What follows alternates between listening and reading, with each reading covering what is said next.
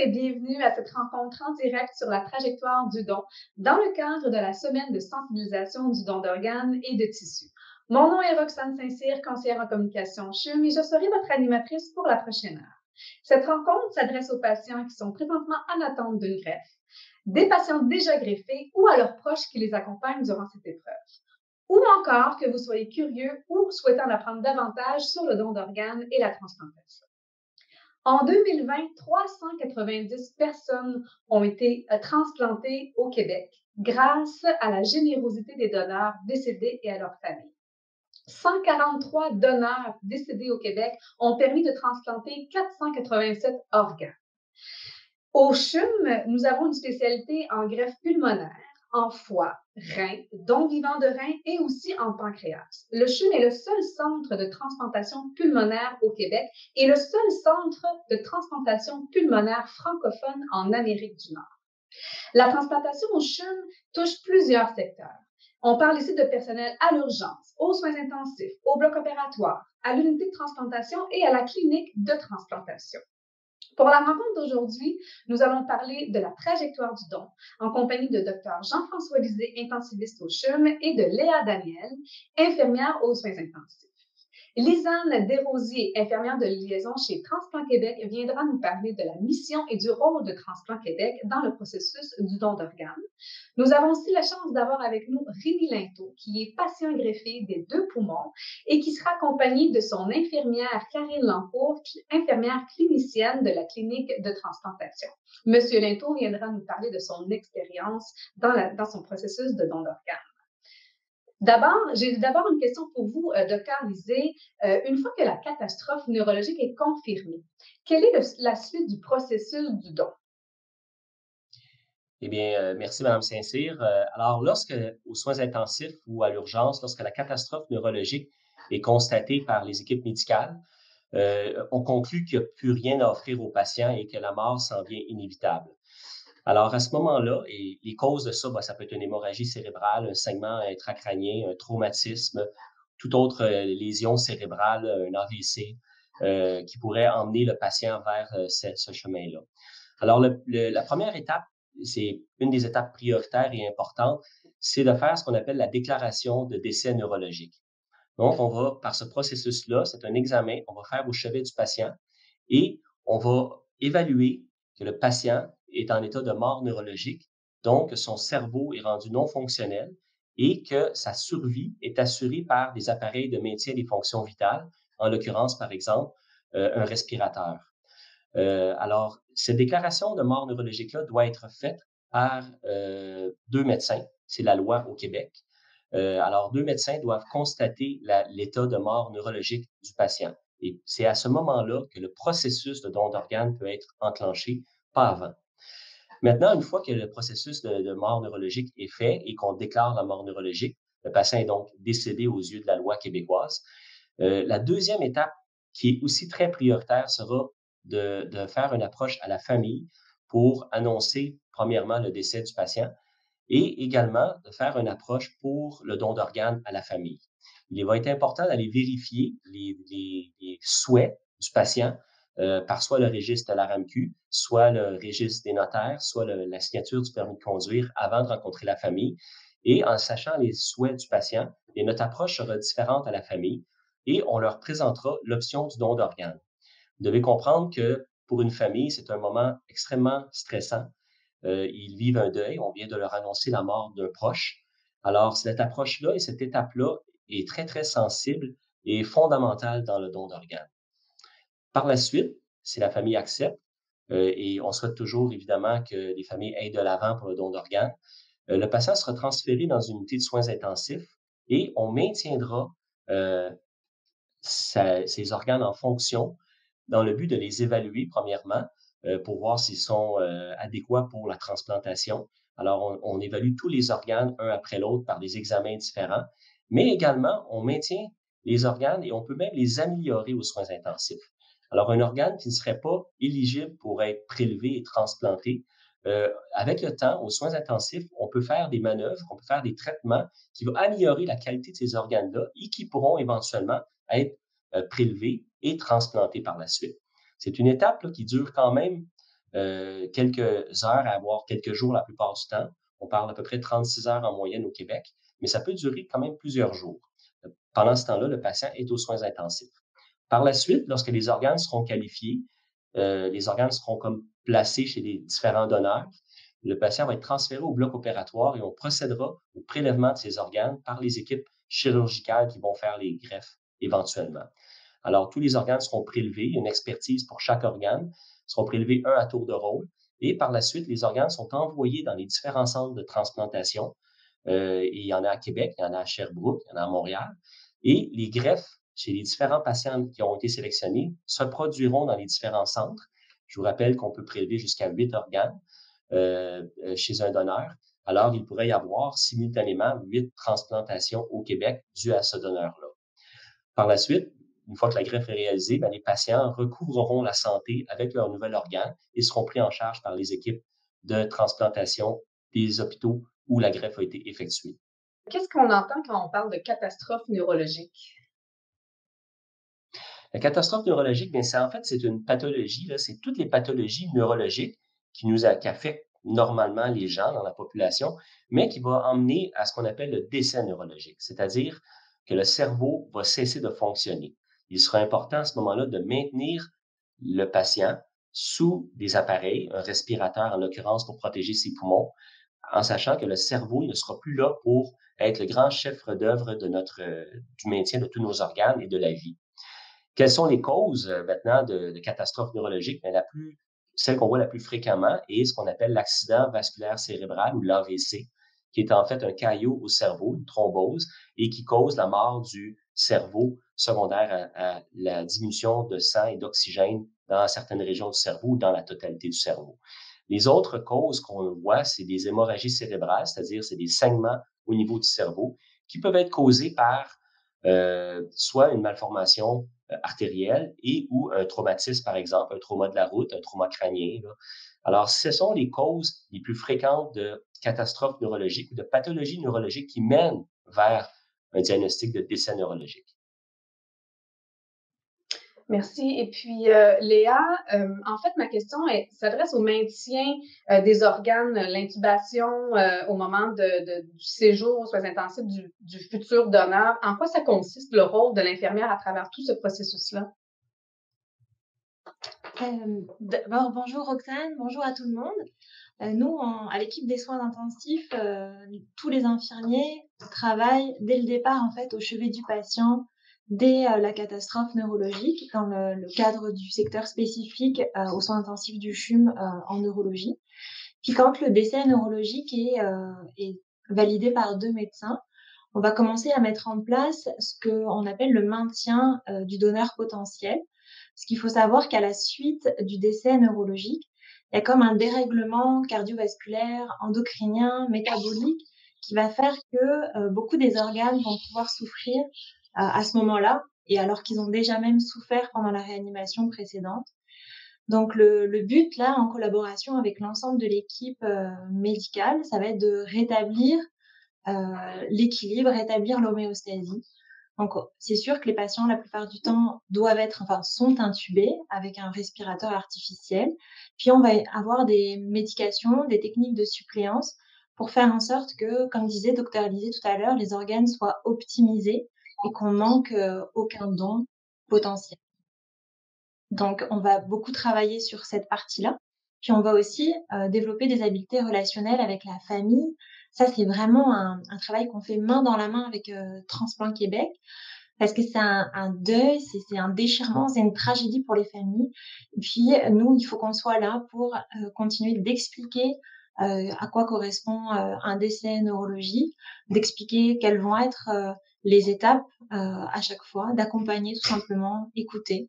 Donc, on est vraiment sur un travail très technique là au chevet des patients, puis un travail plus relationnel, plus d'accompagnement auprès des familles.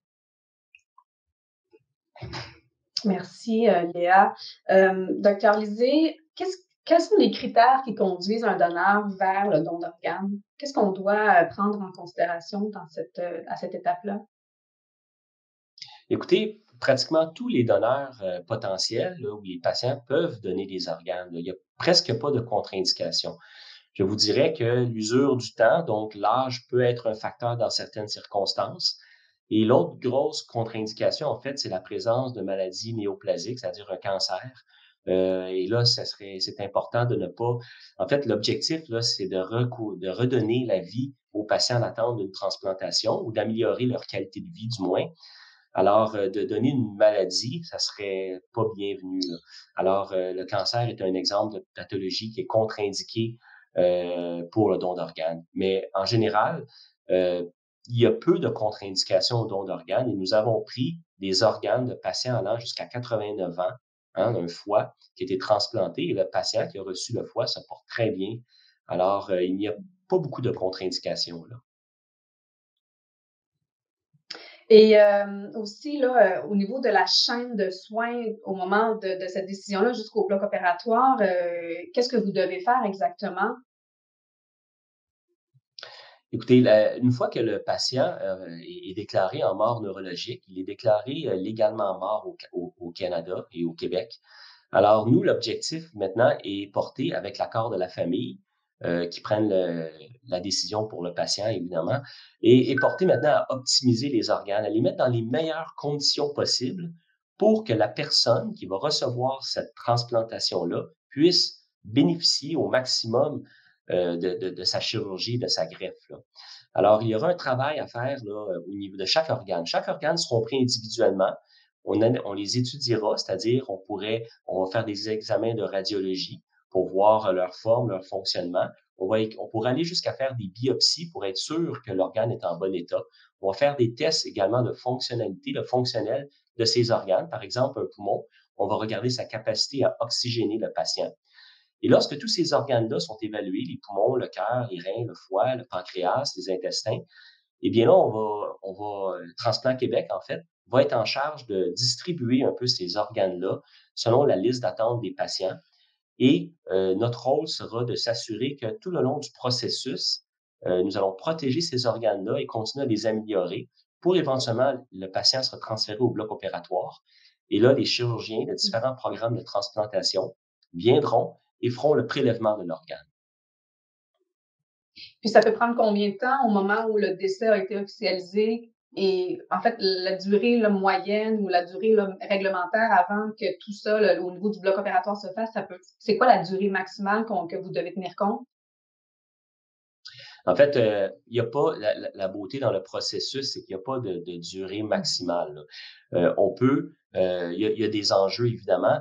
Les principaux enjeux qu'on tient compte, c'est la famille. Si la famille nous dit on aimerait ça que ça soit réglé en 48 heures parce que pour notre deuil ou 24 heures pour notre deuil, c'est important, on va respecter les désirs de la famille. Ça, c'est une priorité pour toutes les équipes. Cependant, il n'y a pas de limite en tant que telle de temps pour faire le processus. Aux soins intensifs, on peut maintenir un donneur pendant plusieurs heures, voire plusieurs jours, et on l'a déjà fait pendant une semaine. Le temps là, d'avoir les organes qui sont le plus maximisés et de trouver les bons receveurs pour ces organes-là. En général, le processus prend à peu près entre 24 et 48 heures. La moyenne est à peu près 36 heures. Alors, c'est sûr que pendant ce temps-là, le patient est aux soins intensifs, supporté, et nous, on travaille avec les équipes, comme Mme Danielle l'a mentionné, à maintenir le donneur là, dans les meilleures conditions possibles. Mais en tant que tel, il n'y a pas de temps maximum. On s'adapte là, à la situation et surtout au vouloir des familles. Mmh.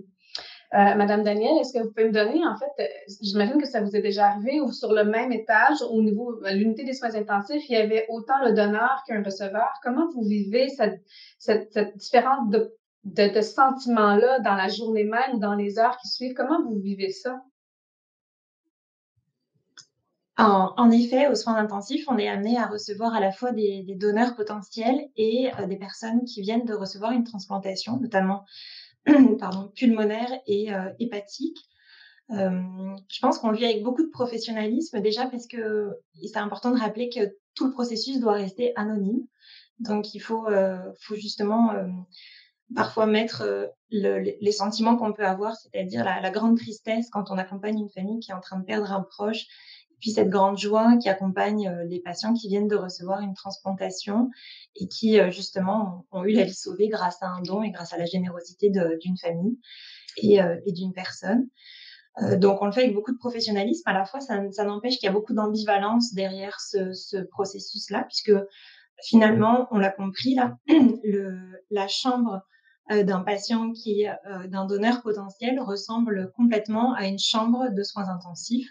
Et donc, c'est un sentiment très particulier de continuer à maintenir toute l'apparence de la vie alors que la personne est décédée dans le fond. Donc, on le fait avec beaucoup de professionnalisme, beaucoup de respect de la famille et du corps qu'on est en train de maintenir en vie dans le cadre de ce processus-là. Et en même temps, ça donne beaucoup de sens à notre pratique parce qu'on voit les effets immédiats de ce programme de transplantation. Ouais. Ouais, ça doit être vraiment beau de voir justement que ça se poursuit, la vie de cette personne-là se poursuit à travers 8-9 personnes, évidemment sur l'unité, probablement une seule, mais au moins vous voyez qu'il y a une continuité là-dedans. Puis justement, là, au niveau du post-opératoire, le soins intensif, quel est le rôle des soins intensifs suite à l'opération? Madame Danielle? Nous, aux soins intensifs, on va recevoir en post-opératoire immédiat des patients qui ont bénéficié d'une transplantation bipulmonaire ou d'une transplantation hépatique. Ça se comprend parce que c'est des thérapeutiques vraiment d'exception qui nécessitent une surveillance très, très rapprochée en post-opératoire immédiat. Même pour vous dire à quel point c'est rapproché, les patients qui bénéficient d'une transplantation bipulmonaire sont suivis par 2 infirmiers dans les 4 à 6 heures qui suivent son admission aux soins intensifs. Donc, c'est administrer les soins, donner les médications, vérifier toutes les techniques de suppléance à ce moment-là, notamment la ventilation mécanique. Et puis, ça, c'est une période où c'est un peu l'aigu. Puis, dès que la transplantation fonctionne bien, que la personne commence à récupérer, qu'on a été capable, par exemple, dans le cadre de la transplantation bipulmonaire, de l'extuber, on va entamer une démarche qui est assez magnifique pour nous en tant qu'infirmiers, qui est d'accompagner une personne qui va respirer avec ses nouveaux poumons ou qui va vivre avec son nouveau foie. Et puis aussi le sentiment assez incroyable que ça génère chez nos patients. La difficulté aussi, faut pas le cacher. Il y a des moments qui sont plus compliqués, mais on est aussi toujours là pour les épauler. Docteur Lisier, est-ce que vous avez quelque chose à ajouter par rapport aux soins intensifs post-opératoires?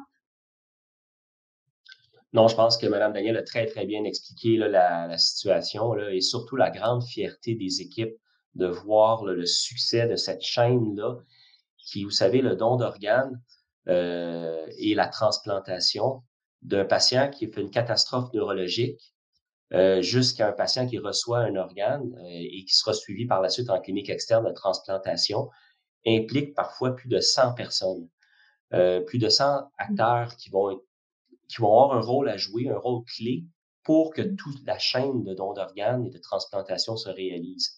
Alors, c'est toujours une fierté pour les équipes de voir le succès d'une greffe, là, un post-opératoire, et de voir son évolution. Et comme Mme Danielle le dit, là, de voir un patient qui s'est fait greffer les poumons, respirer pour la première fois sans oxygène, c'est une victoire. Là. C'est une victoire à chaque fois.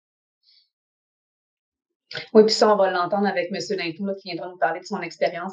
Merci beaucoup, Dr. Lisier. Merci beaucoup, Mme Danielle. On vous reviendra par la suite là, pour des questions à la fin de notre rencontre.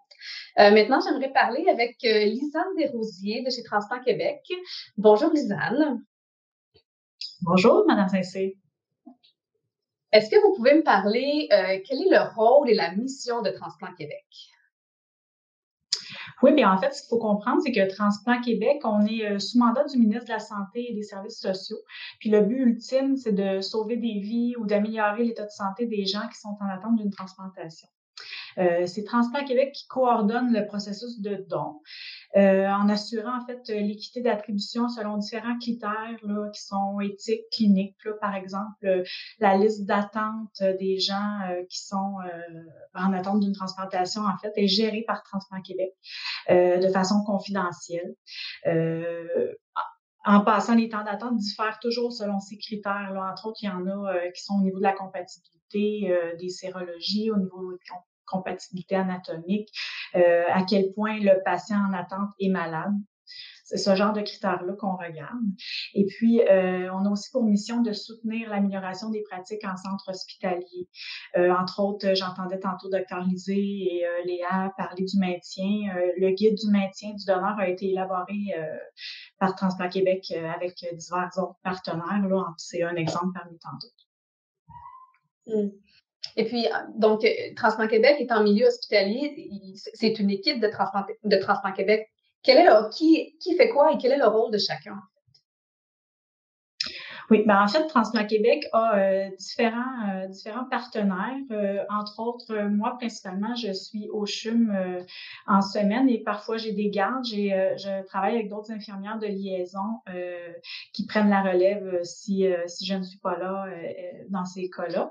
En fait, les infirmières de liaison on arrive tôt dans le processus. Quand il y a une catastrophe neurologique ou un pronostic sombre chez un patient, rapidement, les équipes des soins intensifs ou de l'urgence nous appellent parce qu'en fait, nous, on a le pouvoir de vérifier les registres de consentement au don. Rapidement, on peut savoir quelles étaient les volontés de cette personne-là avant même que l'approche ait été faite auprès de la famille, en fait. Ça aide pour l'approche future auprès des familles, justement, de connaître quelles étaient les volontés parce que les gens n'en ont pas toujours parlé. Même s'ils ont signé leur carte, c'est pas toujours dit aux proches. Puis les infirmières de liaison sont aussi là en soutien aux équipes. Là, en fait, on peut être présente lors de l'annonce du pronostic sombre. Après ça, on peut être là pour soutenir s'il y a des problématiques, tant au niveau du maintien qu'au niveau de familial, là, en fait. C'est ce que je pourrais dire un peu pour les infirmières de liaison. On a aussi des gens qu'on appelle des conseillers cliniques coordonnateurs qui sont aussi des infirmiers. Qui arrivent un petit peu plus tard habituellement dans le processus pour ce qui est du CHUM. Une fois que le consentement, soit verbal ou écrit, est obtenu, ces gens-là arrivent en fait.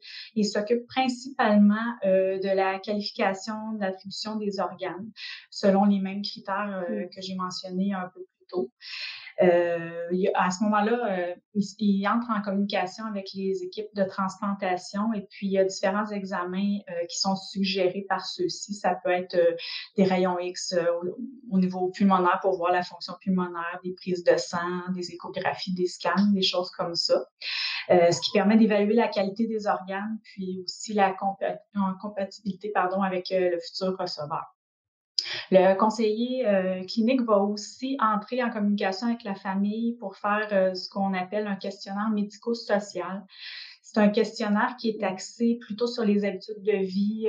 Ça vise à connaître en fait les facteurs de risque qui pourraient affecter la qualité des organes.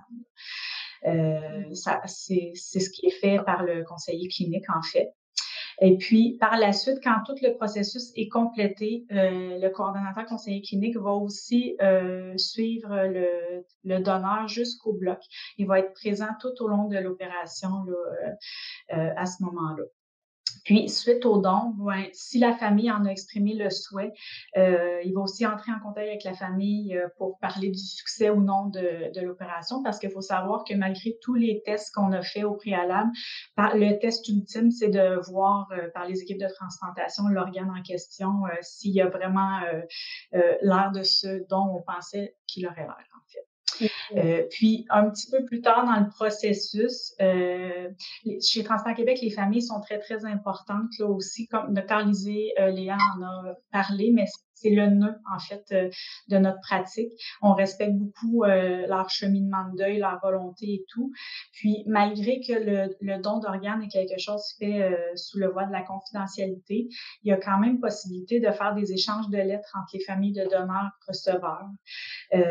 Tout ça, c'est très confidentiel. Là. Les gens ne savent pas ils ont reçu de quelle personne, mais peuvent se parler comme ça. Fait que ça aussi, c'est quelque chose qui est fait par Transplant Québec.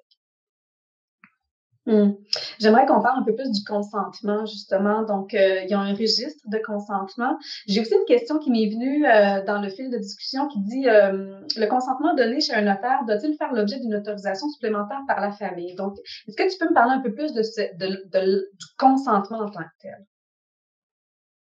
Bien, tout à fait. En fait, il y a 2 registres de consentement au Québec. Il y a le régime de la RAMQ, la carte d'assurance maladie, là, en fait, et il y a le registre des notaires.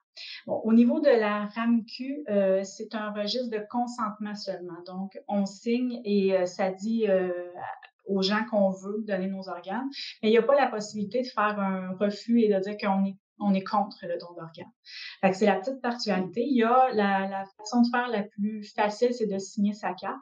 Sinon, il y a aussi sur le site de Transplant Québec, il y a tous les liens, là, en fait, qui nous mènent au registre du consentement.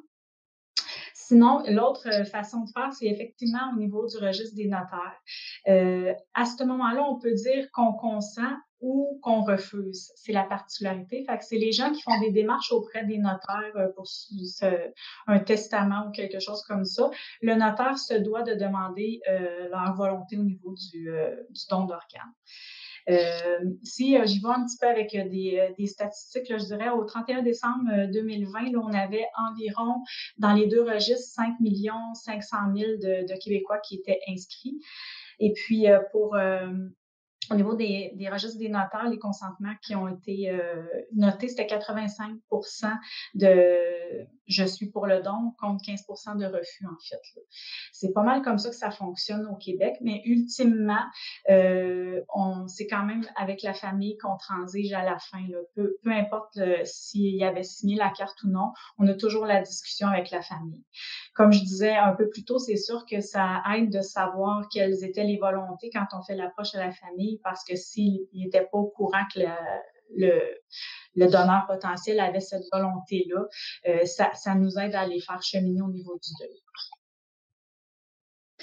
Et puis, par rapport aux receveurs, justement, qui sont les receveurs admissibles à un don d'organes? Puis, quelle durée ils peuvent s'attendre avant d'avoir, justement, l'appel pour la greffe?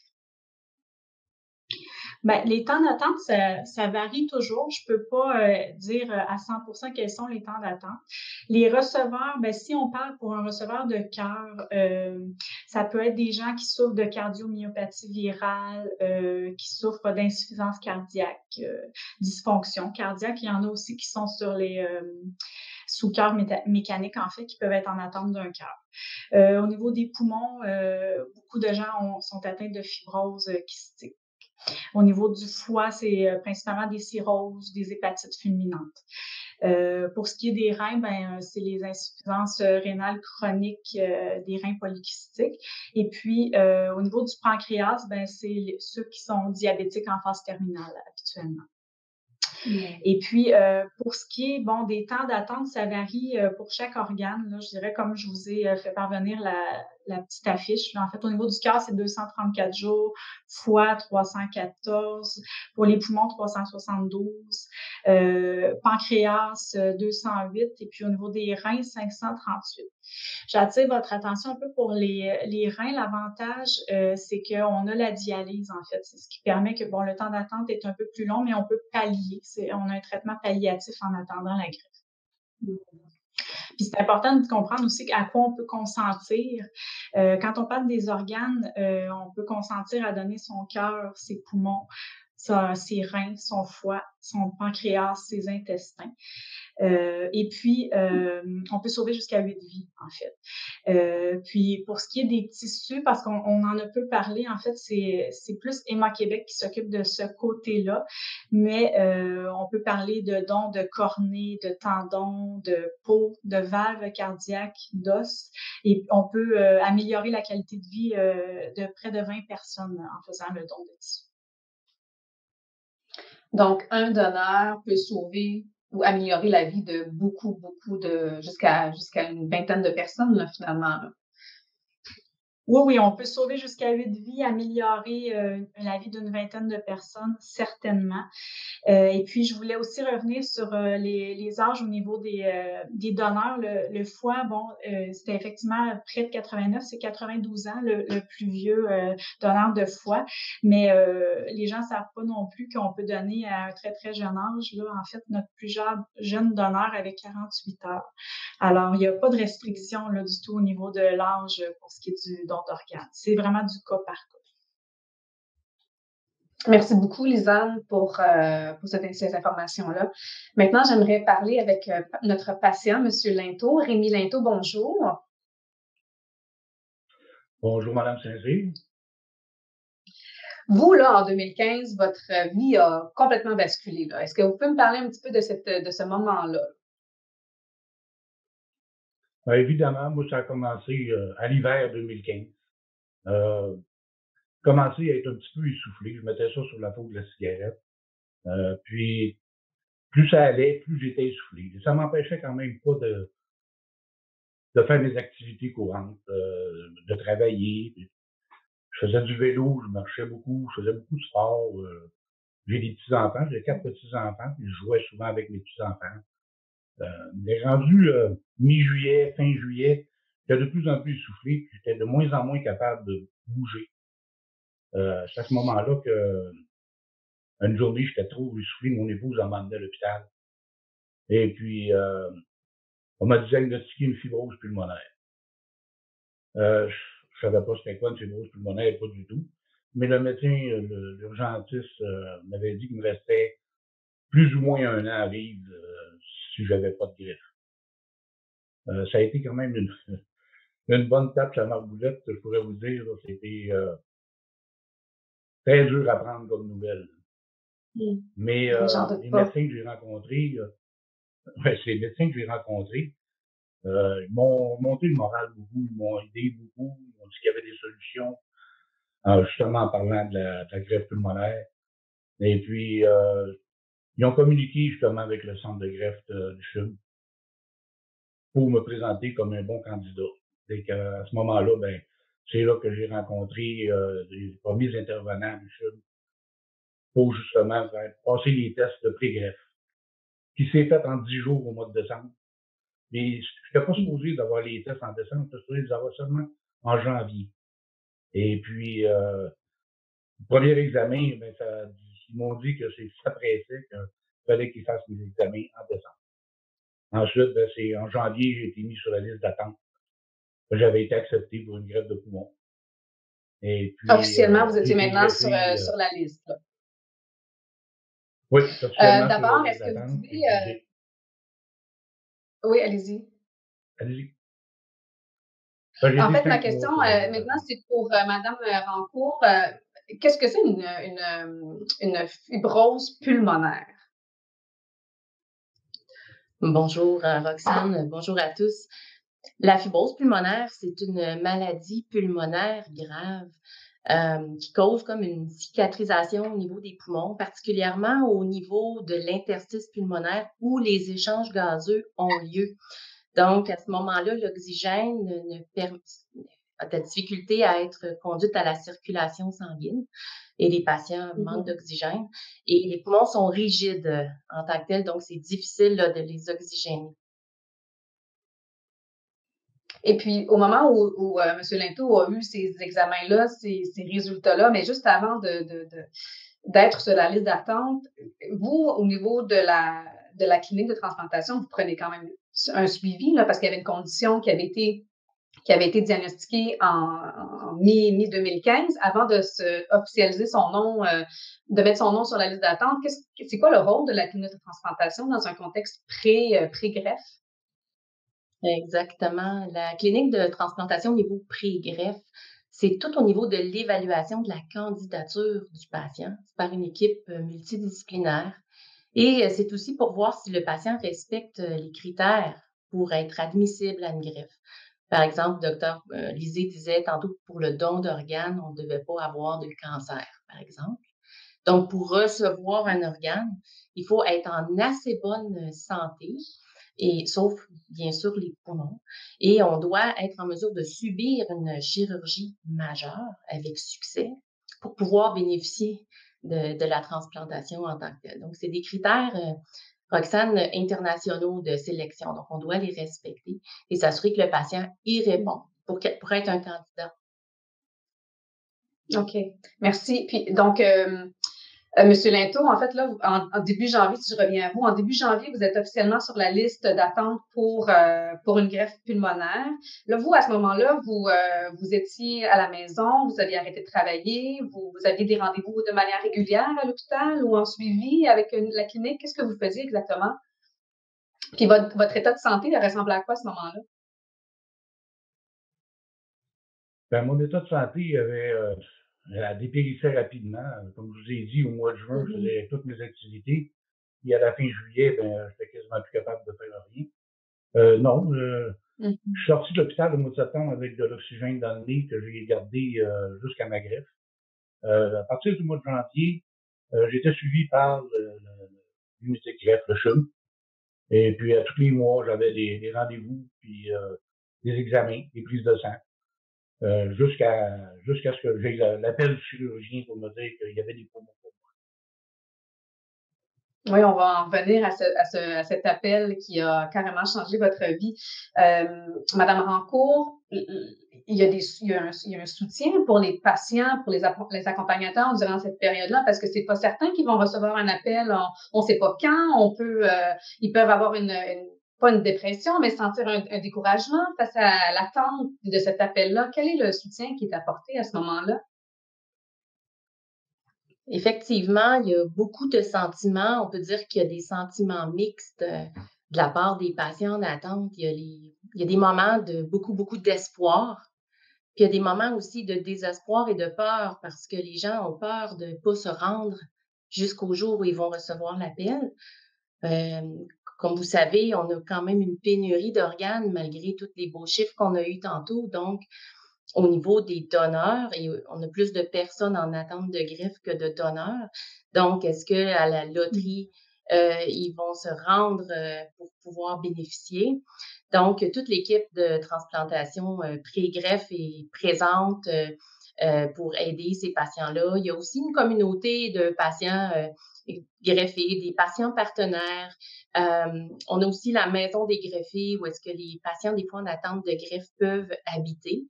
Parce qu'il ne faut pas oublier, Roxane, que les poumons, une fois explantés de chez le donneur, on a environ 4 à 8 heures maximum pour les transplanter. Donc, le receveur doit être prêt et toujours présent. Donc, pour recevoir, quand il reçoit l'appel du chirurgien, c'est quelque chose qui se fait assez rapidement. Donc, ils s'en viennent en ambulance au CHUM. Donc, toute cette attente-là, on ne sait pas quand le téléphone va sonner, quand est-ce que ça va être le CHUM ou le médecin le chirurgien qui va les appeler. Donc, l'équipe de pré-greffe est là pour s'assurer que le patient est en bon état psychologique et médical, et ainsi aussi que les équipes référentes, les pneumologues, les équipes de fibrose kystique, les équipes qui réfèrent les patients nous aident à maintenir le patient le plus en forme possible jusqu'à la transplantation. Monsieur Linteau, là, vous avez eu l'appel en été 2016, au début de l'été 2016. Comment vous vous êtes senti? Ça a été quoi votre première réflexion? Ben, moi, au départ, j'avais téléphoné au don d'organes pour savoir dans quel rang j'étais rendu le matin même. J'étais rendu 3e. J'avais beaucoup d'espoir. Environ 1 heure plus tard, le chirurgien m'a appelé pour me dire, M. Linteau, on a des poumons pour vous. Êtes-vous prêt? Je peux vous dire que c'était comme si j'avais gagné à la loterie. J'étais très prêt. J'avais très hâte. Mon épouse et moi, on est partis en sanglots, tous les deux. C'est un cadeau de vie. Oui, vous avez vu ça comme justement, vous avez gagné à la loterie. Puis là, comment ça fonctionne? Là? Vous avez raccroché, vous deviez prendre votre valise avec vos vêtements, vous avez attendu l'appel de l'ambulance. Madame Rancourt disait tantôt que les patients sont transportés en ambulance à ce moment-là. Vous, là, en combien de temps vous êtes parti de chez vous, vous êtes arrivé à l'hôpital, prêt à être au bloc opératoire? Là? Racontez-moi un peu ce moment-là de cette journée-là. Ben, moi, à partir du moment où j'ai eu le téléphone, ma valise était déjà prête. J'espère que quand j'avais appelé, j'étais 5e, 4e, 3e. On avait déjà préparé ma valise. Dès que j'ai eu le téléphone, après avoir fini de pleurer, ma femme a téléphoné l'ambulance tout de suite. Et puis, dans l'espace d'1 heure, j'étais rendu à l'hôpital. Puis vous étiez transporté à l'hôpital ici à Montréal. Là. À l'époque, c'était Notre-Dame, mais vous étiez dans le centre-ville de Montréal, donc en 1 heure, là, vous étiez déjà installé sur un lit, sur une civière, puis prêt à attendre le moment d'opération. C'était quoi votre état d'esprit à ce moment-là? J'étais euphorique. J'étais tellement heureux de pouvoir, d'avoir la chance d'avoir des poumons pour moi. C'était une affaire incroyable. Moi, là, depuis le mois de juillet que je respirais dans une paille. Et puis, après la greffe, j'avais l'impression de respirer dans un tuyau de 2 pouces. C'était complètement différent. Ouais. Donc, justement, là, vous êtes rentré en salle d'opération en fin de journée, là. Donc, en fin de journée, puis vous avez eu une opération qui a duré combien de temps? Environ 5 heures. Parce qu'on me dit, là, c'est entre 4h30 et 5 heures. Puis après ça, vous étiez en salle de réveil pour justement là, le temps que la médication d'anesthésie se calme pour que vous puissiez là, respirer pour la première fois de vous-même en extubant là, le système respiratoire autour de vous. Comment justement vous l'avez dit là, vous avez respiré comme dans un tuyau de 2 pouces, mais c'était comment? Comment comment vous avez réagi là? Mon Dieu, c'est pas facile à expliquer. C'est un sentiment de joie, là, c'est incroyable. Comme je vous ai dit, là, respirer dans une paille, là, essayez ça toute la journée, vous allez voir que c'est pas facile. Et puis, le fait, quand ils m'ont réveillé, là, c'est à ce moment-là, ils m'ont dit, là, Monsieur Linteau, on va vous extuber, on va passer 2 ballons, et ensuite, vous allez pouvoir respirer par vous-même. À ce moment-là, ben, quand ils ont passé la 2e ballonne, là, j'ai fait. Et puis, c'était merveilleux. Ah oui, c'est sûr. Et puis là, donc après, vous avez été monté à l'étage de l'unité de transplantation. Vous êtes resté à l'hôpital combien de temps? Puis qu'est-ce que vous avez fait à ce moment-là? Quels étaient vos soins? Ben, en partant, quand ils ont monté à la chambre, ben, il y a beaucoup de monde autour de moi, là, en partant, parce que j'étais plugué de tout partout. J'ai plus ou moins de souvenirs, parce que j'étais encore un peu dans les limbes, un peu, si on pourrait dire, là. Ouais. Ce que je me souviens le plus, c'est quand ils ont commencé à me débrancher, là. Chaque jour, ils m'enlevaient l'équipement, me débranchaient, jusqu'à temps qu'ils enlèvent les drains de la plaie. Et puis, dans mon cas, ça s'est fait très rapidement. Je suis sorti après 14 jours d'hospitalisation. Là, je suis sorti avec une panoplie de médicaments, évidemment. Puis qu'est-ce que vous avez des suivis de réadaptation pour apprendre à marcher, pour apprendre à respirer, pour que vos poumons reviennent à 100% fonctionnels? Vous aviez donc toute une équipe là, multidisciplinaire autour de vous qui vous accompagnait durant ces 14 jours-là. Là. Oui, exactement. Moi, j'avais des exercices pulmonaires à faire, là, de souffler là, dans un tube pour faire activer les poumons, justement, pour les faire travailler. Il y avait le physiothérapeute qui me faisait marcher. D'ailleurs, ils m'ont fait marcher. Je crois que c'est 2 jours après l'opération, je sortais de mon lit, puis ils me faisaient marcher dans le corridor de l'hôpital. En plus, ben, ils m'avaient mis une bicyclette sur place, là, dans ma chambre pour pouvoir faire activer mes jambes. Parce qu'après l'opération, on n'a plus de jambes. Plus de force dans les jambes du tout, du tout. Fait qu'à ce moment-là, ben, en faisant l'exercice, je récupérais un peu de tonus musculaire. Mais là, après ça, ben, dès que j'étais capable de marcher confortablement tout seul, puis de monter, parce que je restais dans un duplex à l'époque, ils voulaient que je sois capable de monter le nombre de marches qu'il y avait dans le duplex. Fait qu'à ce moment-là, ben, dès que j'ai réussi à faire ça, ben là, ils m'ont laissé sortir. Madame Rancourt, est-ce que vous pouvez me dire, en fait, là, pour qu'un patient il puisse quitter l'hôpital, il doit passer des examens quand même assez... Donc là, M. Linteau a eu une greffe de poumon, donc il a dû passer, j'imagine, des bronchoscopies. Est-ce que ces examens-là, qu'est-ce qui permettent en fait ces examens-là de voir est-ce que c'est des rejets, est-ce que c'est des infections, qu'est-ce que permet au domaine médical de faire le suivi par rapport à ça? Effectivement, Roxane, la transplantation, dans le fond, comme le poumon, à part la compatibilité sanguine et anatomique, c'est la seule chose qui est compatible avec le patient, on doit diminuer son système de défense. Donc, on doit lui donner des médicaments immunosuppresseurs. Ces médicaments-là demandent un suivi quand même assez serrées. Donc, des prises de sang, M. Linteau n'en a pas parlé, mais des prises de sang à 5 heures le matin, à tous les jours. Et puis, des ajustements, beaucoup d'ajustements de médicaments pendant la journée pour répondre aux besoins du corps et pallier des fois des petits manques. C'est sûr qu'on doit, les médecins, l'équipe des infirmières et toute l'équipe des professionnels prépare le patient pour qu'il puisse avoir un congé sécuritaire de l'hôpital, puisse soit retourner à domicile en étant le plus autonome possible ou à la maison des greffés s'il habite à plus de 2 heures de Montréal.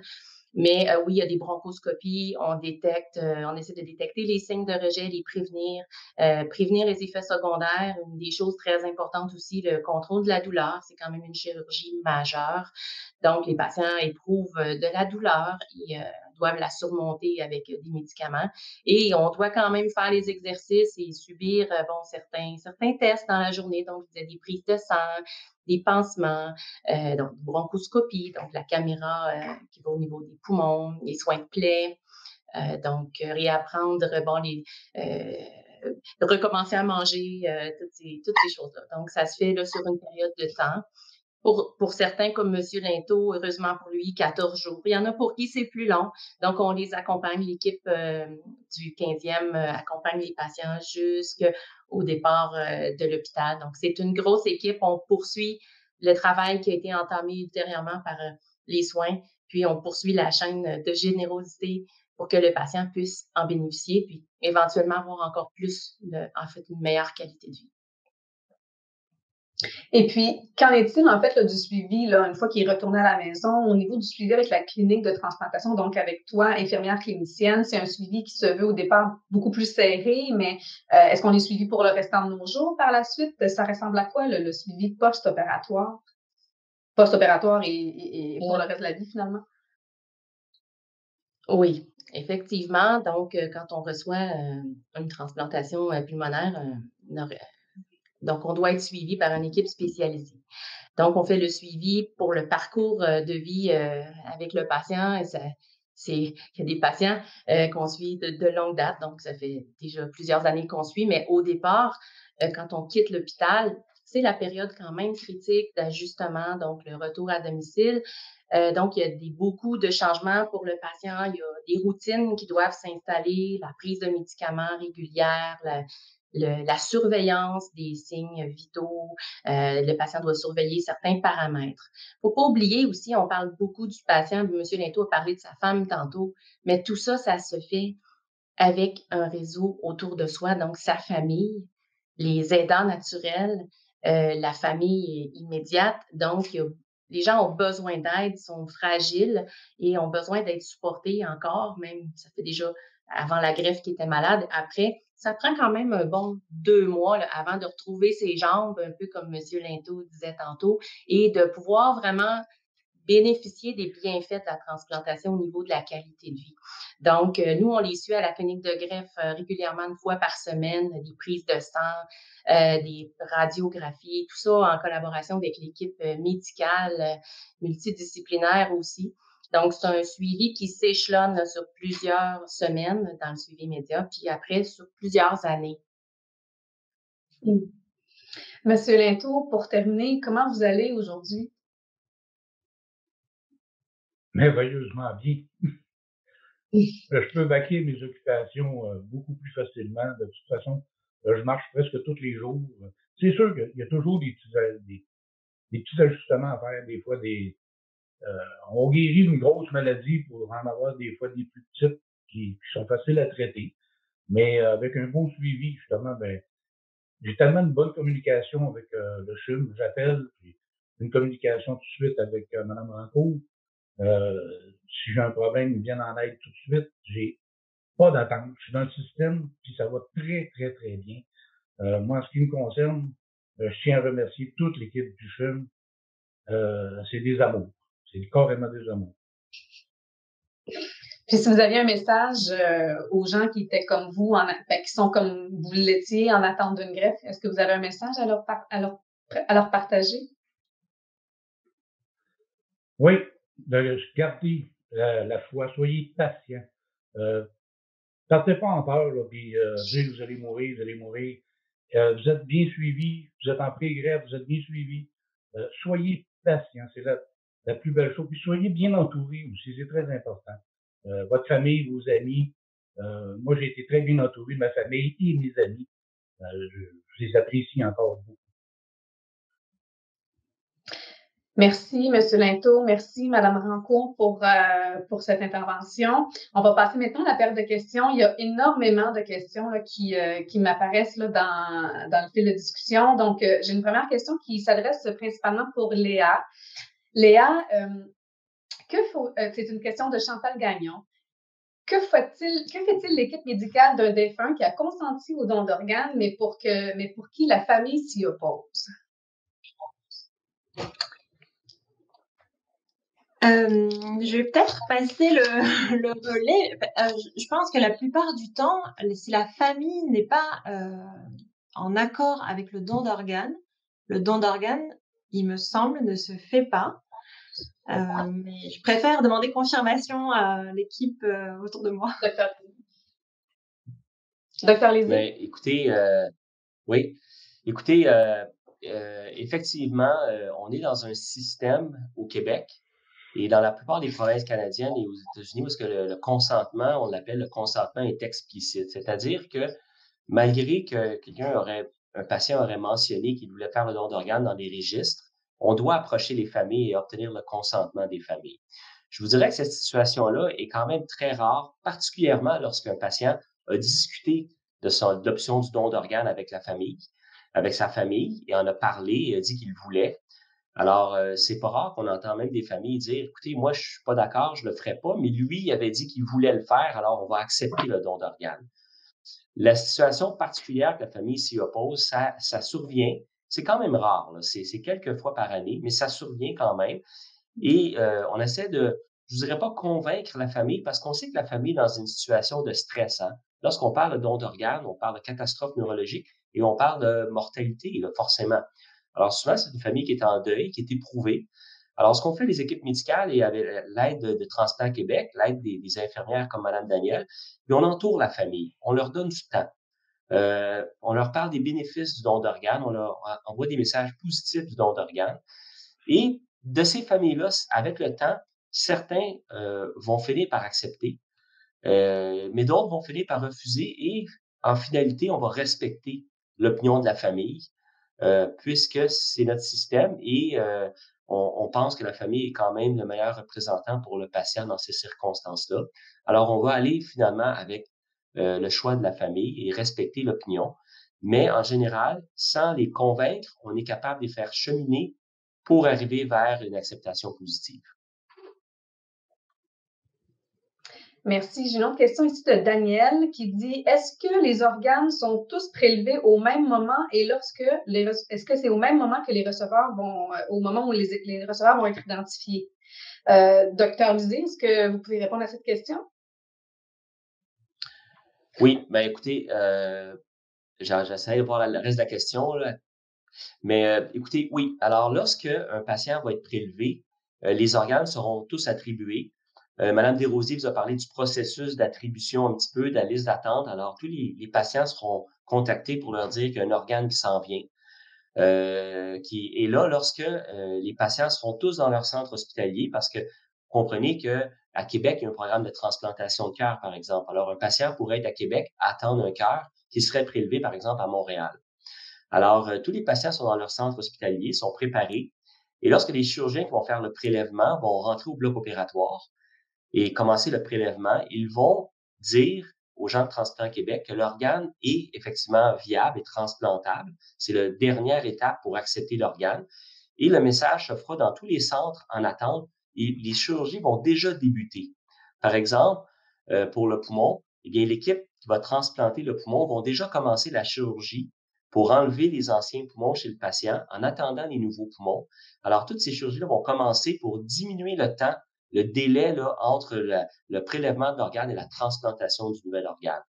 Et là, il y a toute une chaîne, et encore une fois, là, de gens exceptionnels qui travaillent, qui vont transporter les organes d'une ville à l'autre, par exemple. C'est des gens de Lac d'Eau souvent, là, c'est des policiers bénévoles qui vont, par exemple, partir avec un rein et partir de Montréal et se rendre à Sherbrooke pour livrer l'organe et là, l'organe sera transplanté à Sherbrooke. Alors oui, tous les patients sont identifiés, tous les patients sont prêts et tous les patients, même parfois la chirurgie, elle est même débutée pendant qu'on fait le prélèvement d'organes. Ça serait dans l'optique ou ça serait au même endroit, là? Ben, même si c'est pas au même endroit, là, donc, même à Québec, ils vont commencer pour préparer le receveur à Sherbrooke. En fait, les centres de transplantation, en gros, au Québec, il y a à Montréal, il y a Sherbrooke, il y a Québec. Alors, ça va être une communication entre les trois endroits et les équipes sont prêtes. Il va y avoir des équipes, comme je disais, là-dedans, des policiers qui sont prêts à partir avec l'organe. Dès qu'il est prélevé, il est mis sur la glace, hein, il est mis à 4 degrés pour la préservation. Bien, l'équipe est prête à partir avec l'organe et l'emmener au centre hospitalier où est-ce que la greffe aura lieu. OK. Merci. J'ai une autre question ici. Est-ce que la famille reçoit des nouvelles sur le nombre de greffes qui a été fait avec leurs proches et qui a reçu la greffe? Sans donner nécessairement le nom de la personne, mais est-ce que c'est un homme, est-ce que c'est une femme, un jeune, une personne plus, un adulte? Est-ce que c'est peut-être possible d'avoir cette information-là? Madame Rancourt, parce que tantôt, avec Madame Desrosiers, on a parlé de la lettre du donneur, mais vous coordonnez ça aussi, là, cet échange-là. Donc, est-ce que c'est possible pour un côté comme de l'autre de se parler, d'avoir certaines informations? Nous, on va confirmer avec Transplant Québec pardon, que l'organe a bien été transplanté et la coordonnatrice clinique de Transplant Québec va communiquer avec la famille du donneur pour dire si la transplantation a été un succès, quel organe a été transplanté, combien de receveurs ont reçu. Et aussi, dans le cas échéant, si un organe a été refusé, par exemple, au moment du prélèvement, il s'est avéré que l'organe avait une particularité anatomique qui n'était pas compatible avec la transplantation, ben, ils vont dire, exemple, le rein gauche n'a pas été pris. Bon.